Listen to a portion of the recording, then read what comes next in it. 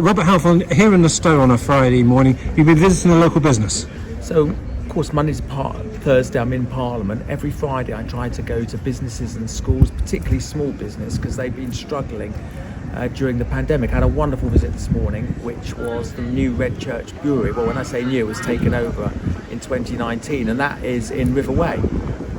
Great brewery company selling amazing beers. I learned all about the company, had a tour around, and after that I've come to the Stowe to see the relatively new Stowe pharmacy, a small business serving local residents. They again had really a tough time because of COVID, and it's so nice to see these businesses up on their feet, and this chemist's serving local residents. It's not just a business, it's helping residents with all their health needs. And when Deepa, the pharmacist and the owner, spoke to you, and often they say there's this, do you take that feedback you get from that and then take it back to Parliament? Every time. So she was talking to me about fair competition for chemists, because there are big internet companies that sell prescriptions online and medicine online, and it's hard for these small chemists to compete because they have to employ people, they've got to pay for the lease on the shop and the rates. And what I will do is take that back to the minister and say, look, we need fair, level playing field for all smaller pharmacies. They've got to have some kind of tax breaks. If these big companies like Amazon and Pharmacy for You inevitably are going to take a lot of their business. Last day of term today, probably pupils are probably passing as we speak. It's been a very difficult year for schools. In your education committee, what do you hope to see in September when they return? Well, I try and go to school almost every week in good times, and even now I've been doing it during COVID, and I love going to schools. It's one of my favourite things to do. So if any Harlow school is watching and they want me to come to speak to the pupils, I'd love to do it. Just email me. But it's been a very tough year. First of all, thank you to teachers and support staff in all the Harlow schools who've done everything possible to keep our kids learning and worked against the odds and risk their health. But whatever happens, we need to get our kids back to school. I've argued that consistently. You know, the huge damage is being done every time kids are being sent home, because despite the efforts of teachers and support staff, a lot of them are not learning.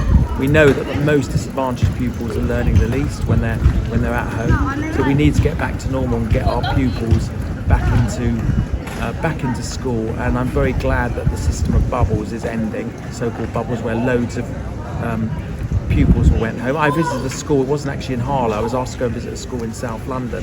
98% pupil attendance all the way through. They don't send large groups of pupils home. They might go target those pupils who've been affected and send just a few home, and work with Public Health England and the local authority to do that.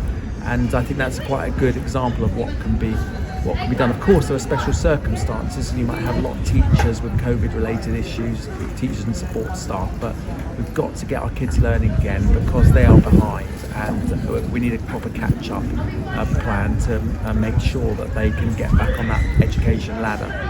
Has this been a difficult week, being a Conservative MP and member of the Conservative Party, when it came to things like the overseas aid vote?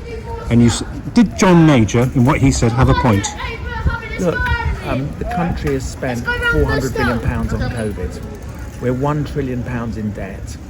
The government say that what they're doing temporarily, until we get back on track, is cutting overseas aid from 14 billion to 10 billion pounds. So we're still spending. Don't forget, this isn't some money from a tree just behind us. This is taxpayers' money. So it's the taxes of hard-working local Harlow residents who are paying for this. We're still sending £10 billion overseas, and actually it's more than that, because the aid doesn't always reflect. For example, we're spending billions on sending vaccines around the world. A lot of people forget that. We're spending many millions and billions on peacekeeping forces around the world in areas of conflict. So that 10 billion plus those other things I've mentioned is a sizable amount of money for overseas aid. I believe in overseas aid, but we've also got to, good housekeeping. We have huge debts. We've got 1 trillion in debt. 400 billion we've got to recover that we spent on the looking after the economy, businesses like the one I've just visited during the pandemic. So there have to be some hard choices. There isn't an easy answer. It isn't just about mother and apple pie. We can spend money on anything and everything. And finally, Boris Johnson, Priti Patel have got themselves in an awful mess with the England football team, haven't they? Boris Johnson was very, very clear Prime Minister that people shouldn't boo the England team taking the knee. Boris Johnson made that very clear. He said it in a press conference. And my view is that if people want, I think he said we should cheer. he said we should cheer. We should cheer. There's a difference between we should cheer and don't boo. Well, he pretty much said we shouldn't boo. I will check back. I will check back on that. But Boris Johnson, and if you're saying if you're saying people should cheer, you're saying people should cheer people, and it's up to the England football players to take the knee. If they want to take the knee, they should be very happy to take the knee. For some individuals, they feel problem of racism with huge anguish and struggle, and if they want to take the knee, I personally welcome it. It should be left to individuals to decide to do it. The England team wanted to do it. I'm very happy with that.